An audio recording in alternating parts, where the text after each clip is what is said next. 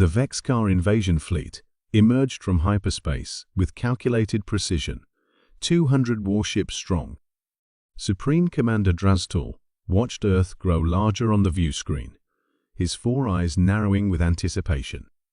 Intelligence reports classified this world as a soft target, a technologically adolescent species with minimal orbital defenses and no unified planetary government. "Begin the invasion protocol," Draztul ordered, his voice carrying across the command bridge. "Deploy atmospheric penetration units to the designated landing zones." His executive officer, Subcommander Nevriel, bowed respectfully. "The humans appear to be transmitting on all frequencies, Supreme Commander. They are requesting communication." Draztul's mandibles clicked with amusement. "Ignore them. The Vexcar Empire does not negotiate with conquest targets." The first wave of dropships breached Earth's atmosphere, heading toward major population centers.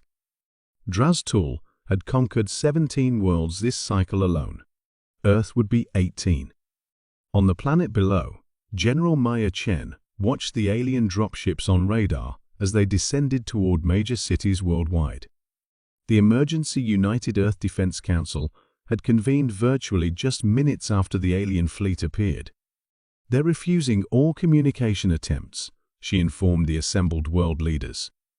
"Orbital imagery shows their dropships are heavily armed. This is not a diplomatic mission." The Russian president leaned forward. "Then we implement the threshold protocol." "Yes," Chen replied calmly. "All defense forces are standing by. Authorization code, Thermopylae." The first Vexcar dropship touched down in Central Park, New York. Armored assault doors opened, and Commander Kivlon led his shock troops onto the alien soil, weapons ready. Strangely, there were no humans visible in the immediate vicinity. "Perimeter secure," he reported. "Beginning urban pacification." His troops advanced cautiously toward the tree line. The intelligence briefing had warned that humans were unpredictable primates, physically weak but occasionally resourceful. None of that mattered against Vexcar battle armor and plasma weapons. The first squad reached the edge of the park when the ground beneath them suddenly liquefied. Not mud, something else. A swarm of microscopic machines that instantly recognized their non-terrestrial biology and swarmed into every seam of their supposedly impenetrable armor. "What is this?" screamed Kivlon as the nanites breached his suit, sending diagnostic warnings flashing across his helmet display. "Fall back. Fall." His transmission cut off abruptly. Across the globe, every Vexcar landing zone reported the same phenomenon.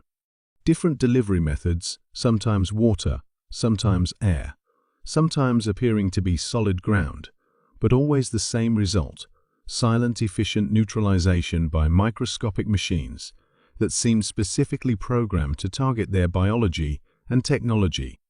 Aboard the flagship, Supreme Commander Draztul received increasingly desperate reports from his ground forces. "We've lost contact with all landing parties," Subcommander Nevriel reported, mandibles twitching anxiously. "The humans appear to have deployed some form of microscopic weapon." "Impossible," Draztul snarled. "Their technological level is pre-nanoscale. Our intelligence is quite clear." The main view screen activated without command, displaying a human female in a simple military uniform. "This is General Maya Chen of the United Earth Defense Force," she stated calmly. "Your invasion forces have been neutralized." Draztul's exoskeleton vibrated with rage. "You cannot have defeated elite Vexcar troops. Your species barely has rudimentary spaceflight." General Chen's expression remained neutral. "A common misconception. We discovered nanoscale engineering 80 years ago, but recognized its danger. The threshold protocol was developed specifically for this scenario, a planetary defense system, using self-replicating machines programmed to identify and neutralize alien biological and technological signatures. You deliberately appeared less advanced. Draztul struggled to comprehend. Of course, Chen replied. Humanity learned long ago that appearing non-threatening is an evolutionary advantage. Your remaining ships have 30 minutes to withdraw before the orbital defense grid activates. What orbital defense? Draztul began, but sensors suddenly detected thousands of previously invisible satellites surrounding the planet, each powering up weapon systems far beyond expected human capability. The invasion fleet retreated in disarray, abandoning their ground forces entirely. 3 standard galactic weeks later, the Vexkar Emperor received the report of the failed Earth invasion. By imperial decree, Sol System was immediately designated as prohibited space in all navigational databases. When neighboring civilizations inquired about the sudden change in Vexkar expansion policy, imperial diplomats offered only one cryptic warning: the humans are not what they seem.